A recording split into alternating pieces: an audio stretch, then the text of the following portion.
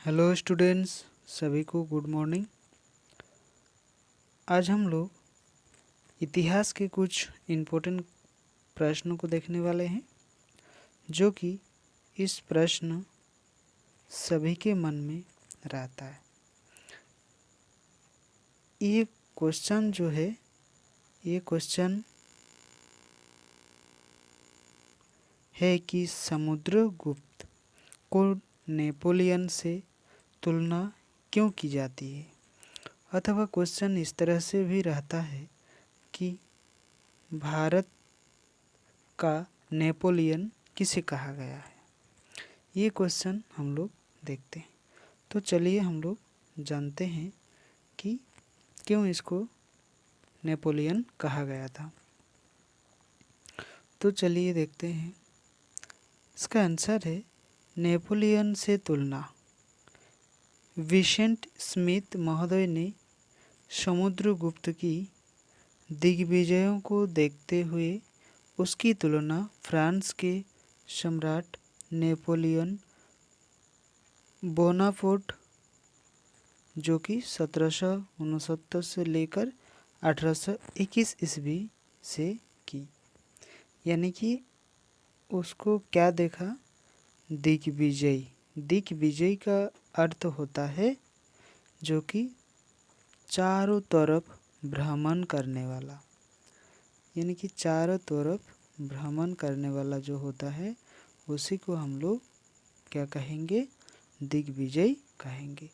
तो जैसे कि फ्रांस के लोग इधर उधर घूमते रहते थे, तो इसी चलते उसको भी इस तरह का, जब वो दिग्विजय यानी कि विदेश में भी गया, और जब गया तो बाहर में जाकर बहुत सारा चीज़ों की जानकारी इकट्ठा की और वो रिसर्च वगैरह करते, तो इसके चलते ही उसको भारत का नेपोलियन कहा गया, अथवा उसकी तुलना नेपोलियन से की गई थी। वस्तु तो यह तुलना तो सही है, मगर उसका कथन गलत है। उसका तुलना जो है वो सही है, लेकिन उसका कथन जो है वो गलत है। चूँकि समुद्रगुप्त का काल 370 से 375 ईस्वी तक रहा, और वो दिख रहा है यहाँ 1821 से लेकर 1769 तक।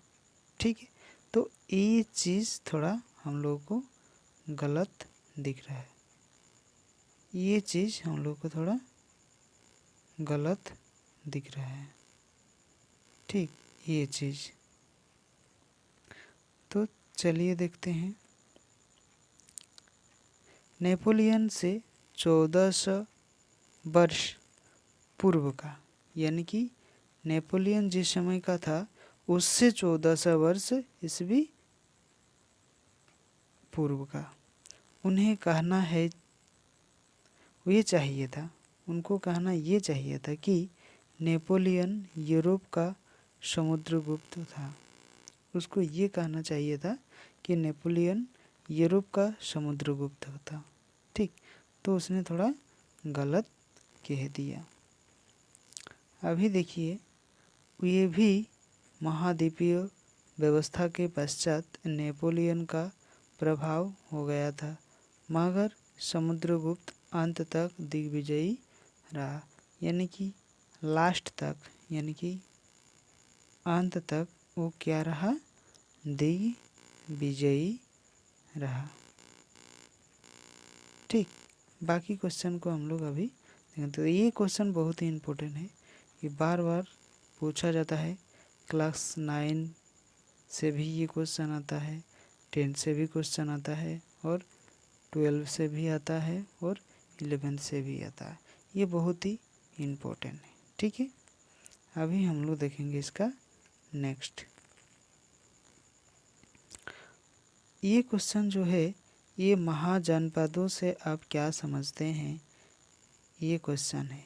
ठीक है, महाजनपदों की राजनीतिक अवस्था का संक्षेप में वर्णन करें। इसको हम लोग संक्षेप में वर्णन करेंगे। ठीक, महाजनपदों का प्राय आरंभिक राज्य नगरों, लोहे के बढ़ते प्रयोग और सिक्के के विकास के साथ जोड़ा जाता है। ठीक है, यानी कि जिस समय ये था तो किस किस चीज़ का शुरुआत हुआ प्रारंभ में? नगर का, लोहे का और सिक्के का विकास होता गया।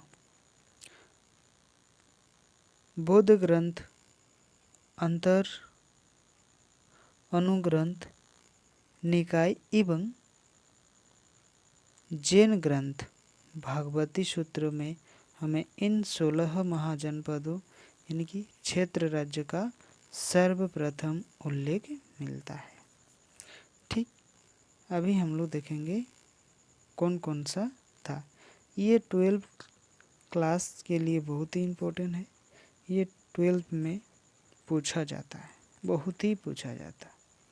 तो देखिए, पहला है काशी, दूसरा है कौशल, तीसरा है अंग, चौथा है मगध, पांचवा है बज्जी, छठा है मल्ल, सातवां है चेंदी, आठवां है वत्स, नवा है कुरु, 10वां है पंचाल, 11वां है मत्स्य, 12वां है शूरसेन, 13वां है अश्मक, 14वां है अवंती और 15वां है गंधार और 16वां जो लास्ट है ये है कंबोज। तो ये है 16 महाजनपद था। आगे हम लोग देखेंगे इसे किस रूप से हम लोग देखते हैं। प्रत्येक महाजनपद की एक राजधानी होती थी जो प्राय किले से घिरी होती थी। किला का मतलब होता है घेरा, इस तरह से इसके अंदर में ही ये 16 में से एक एक करके जनपद रहते थे। ठीक है, अभी हम लोग इसको देखेंगे। ये 3 प्रकार के शासन प्रणाली अस्तित्व में थी। जब ये 16 महाजनपद थी तो प्रत्येक में क्या थे? 3 प्रकार के शासन पद्धतियाँ थी। राजतंत्रात्मक शासन, इसमें देखिए क्या है, इसमें राज्य का प्रमुख राजा था। इसमें जो प्रमुख है ये कौन था? राजा। इन अंग मगध, काशी, कौशल, चेदी, वत्स, कुरु, पंचाल, मत्स्य, शूरसेन,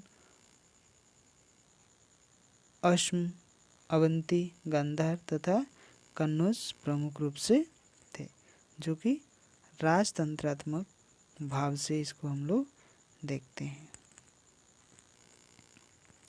बाकी दूसरा नंबर में देखिए गणतंत्रात्मक शासन व्यवस्था में, इसमें बज्जी संघ में 8 राज्य सम्मिलित थे। प्रत्येक गांव के सरदार को राजा कहा जाता था। प्रत्येक गांव के जो सरदार होते थे तो उसी को राजा के रूप में मानते थे। राज्य के सामूहिक कार्य का विचार एवं परिषद लेना था जिसके सभी सदस्य होते थे। वहाँ पर एक विचार विमर्श करते थे और विचार विमर्श करने के बाद सभी के राय जो है वो क्या करते थे? लेते रहते थे। अभी हम लोग देखेंगे इसका तीसरा, इसमें क्या है? कुलीन तंत्र। इस प्रकार की शासन व्यवस्था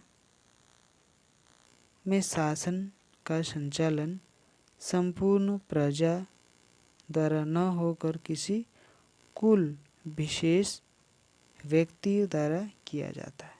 विशेष कुल मतलब एक ही परिवार के द्वारा ये राज्य को चलाया जाता था, वही होता है कुलीन तंत्र। वही होता है क्या है? कुलीन तंत्र।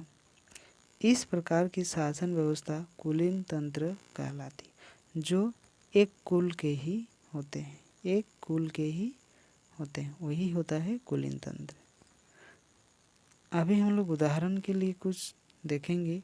वे विषैले के छिछवी लिच्छवी का अर्थ होता है जैसे शासन लिच्छवी कुल के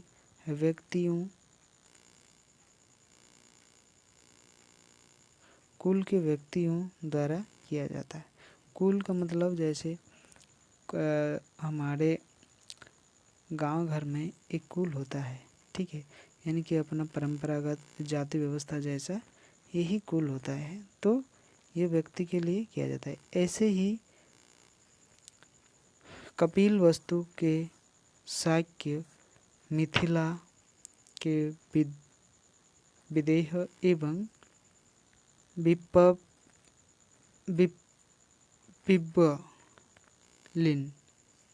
लीवन के मैरिया आदि कुलीन तंत्रात्मक शासन है।